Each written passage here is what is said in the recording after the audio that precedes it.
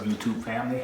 I am replacing another faucet here, and what I found was the shut-off valve for the hot water does not shut off all the way. I closed the valves down here at the bottom, and yet and still water still coming through.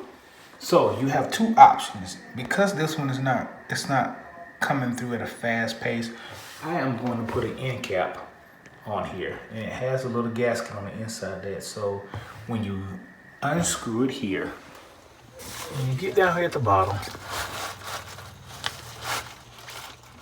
unscrew this. Water's gonna come out because this shut-off valve doesn't close all the way.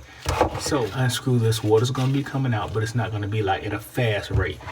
Then I'm gonna put this end cap on here to stop the water while I change the faucet. So that's something that you can do, or you can just turn the main water off.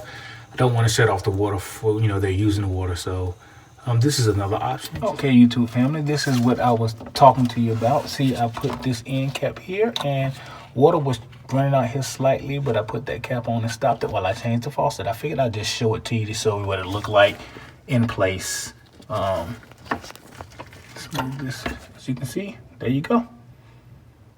All right. Have any questions? Just go on to the bottom and write comments or questions if you have any. Don't forget to hit that like and subscribe button. All right, YouTube family. Have a blessed day.